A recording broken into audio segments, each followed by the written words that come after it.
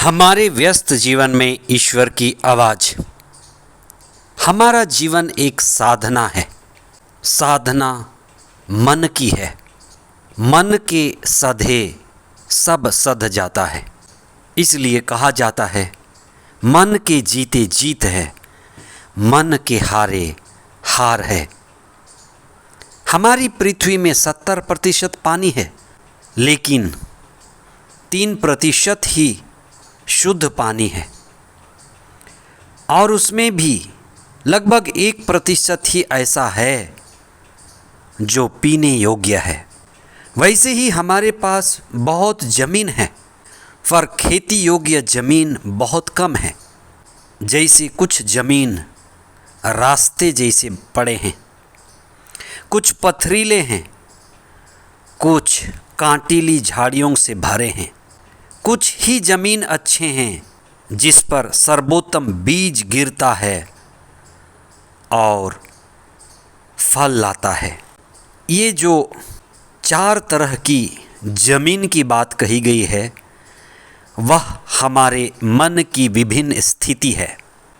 बीज चाहे हाइब्रिड हो, बीज एक जैसा ही है, लेकिन ज़मीन की स्थिति परिस्थिति अलग अलग है। इसलिए 3 तरह की ज़मीन, 3 तरह के मन फल उत्पन्न नहीं कर पाते। फल वही लाता है जो अच्छी भूमि है। मनुष्य का मन और मनुष्य का हृदय अलग अलग परिस्थितियों में रहता है। जिसका मन हाईवे की तरह है, जहाँ सब कुछ आता जाता शोर शराबा है, वहाँ कुछ भी आध्यात्मिक पैदा नहीं होगा। जिस व्यक्ति का मन और हृदय असंवेदनशील है, पथरीला है, वहाँ भी आध्यात्मिक कुछ उत्पन्न नहीं होगा। और जिसका मन अव्यवस्थित है, जहाँ कई तरह की वासना, तृष्णा, कामना, वहाँ भी आध्यात्मिकता दब जाएगी। वही जमीन जो आत्मा केंद्रित है, आत्मा का फल लाती है। आज आप इस पर विशेष चिंतन करें। 24वां सामान्य सप्ताह 23 सितंबर 2023 शनिवार। पहला पाठ तिमोथी के नाम संत पौलुस का पहला पत्र अध्याय 6 पद संख्याएं 13 से 16 तक और संत लूकस का सुसमाचार अध्याय 8 पद संख्याएं 4 से 15 तक।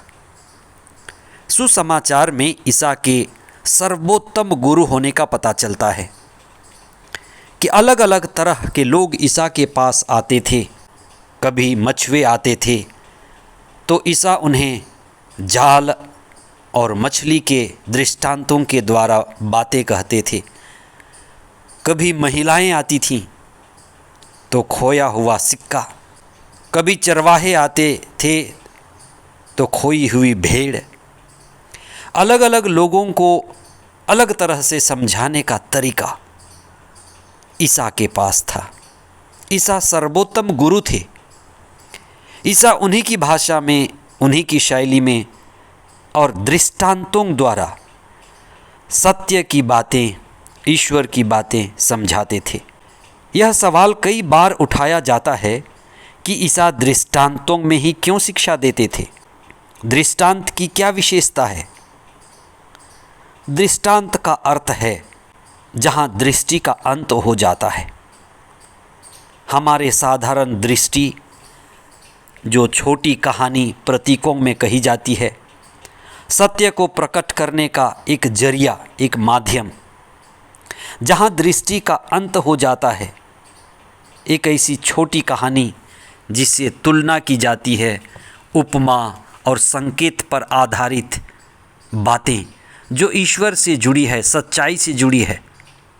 यह सत्य को बताने का, सत्य को प्रस्तुत करने का सर्वोत्तम तरीका और उपाय है। आध्यात्मिक बातें अधिकांश दृष्टांतों में ही कही जाती हैं। जहाँ हमारी दृष्टि समाप्त हो जाए, वहीं पर मौन शुरू होता है और मौन में ही प्रकाशना झलकती है। हमारी आत्मा में जाने का, गहराई में जाने का कोई और दूसरा उपाय नहीं है। सत्य की झलक मौन में ही और दृष्टांतों में ही दिखाई देती है। सत्य को पाने, सत्य को समझने और सत्य को अनुभव करने के लिए दृष्टांत सबसे सटीक, सरल और सहज माध्यम है। इसलिए धर्मशास्त्र दृष्टांतों से भरे होते हैं। दृष्टांत शिक्षा का सबसे शक्तिशाली और प्रभावशाली माध्यम है। ईसा के पास मुख्यतः दो तरह के लोग आते थे। एक वे लोग जो बड़ी भीड़ में आते थे और वे विश्राम के दिन आते थे, प्रभु के वचन को सुनते थे, सभागृह में इकट्ठे होते थे और ये अधिकांशतः विश्राम का दिन होता था। ईसा उन्हें दृष्टांतों के द्वारा बताते थे, लगभग ऐसे जैसे लोग मनोरंजन के लिए आते हैं, समय बिताने के लिए, समय काटने के लिए। दूसरे वे लोग जो ईसा के साथ हमेशा रहते थे, ईसा के 12 शिष्य, 72 शिष्य, और वे लोग जो विशेष रूप से सत्य को जानना चाहते थे, सत्य को पाना चाहते थे, मुक्ति के प्यासे थे, वे ईसा को घेरे रहते थे। जो लोग विश्राम के दिन भीड़ में प्रभु के पास आते थे, वो छुट्टी का दिन होता था, छुट्टी बिताने के लिए आते थे। ईसा उनको दृष्टांत ही देते थे, दृष्टांत द्वारा मनोरंजन करते थे। उनकी समझ में ज़्यादा कुछ नहीं आता था, लेकिन उनका मनोरंजन होता था। ईसा कहते हैं, वे देखेंगे पर नहीं समझेंगे, वे सुनेंगे पर नहीं समझेंगे। इसीलिए विश्राम दिवस की जो बड़ी भीड़ होती थी, उनमें से बहुत कम लोग समझ पाते थे। लेकिन ईसा जो उनके प्रिय शिष्य थे, उनको गहराई से दृष्टांतों के मर्म को, अर्थ को समझाते थे। इसका अर्थ ये हुआ कि हमें दिव्य शिक्षा को, ईश्वरीय शिक्षा को, रहस्यात्मक शिक्षा को समझने के लिए समय चाहिए, मौन चाहिए और समर्पण चाहिए, तभी हमारी मुक्ति संभव होगी। बहुत बार हम शास्त्रों को पढ़ते हैं पर समझते नहीं, कई बार पढ़ते हैं और सुनते हैं पर हमें आध्यात्मिक चेतना नहीं आती, जीवन में परिवर्तन नहीं आता। आप याद रखें, हमारा जीवन एक साधना है जिसमें मन की साधना सर्वोत्तम है, अहम है, और मन में ही अहंकार है। इसी को हमें तोड़ना है। और 3 तरह की ज़मीन जिसमें फल उत्पन्न नहीं होती, रास्ते वाली, पत्थर वाली और कांटीली झाड़ियों वाली, ये किसी न किसी तरह से अहंकार से भरी है। हमें अच्छी भूमि बनने की ज़रूरत है, मन में काम करने की ज़रूरत है, मन को जीतने की ज़रूरत है। प्रभु का दिव्य वचन हमारे अहंकार को तोड़े। हमारी प्रतिदिन की प्रार्थना, संस्कार, ये सब हमारे अहंकार को तोड़।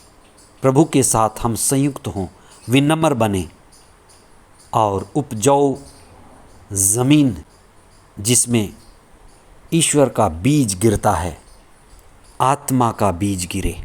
हम आत्मा केंद्रित जीवन बिताएं, आत्मा के द्वारा प्रकाशित हों, आत्मा के द्वारा संचालित हों और आत्मा की अमरता में, आत्मा की दिव्यता में बढ़ 100 गुना फल लाएं।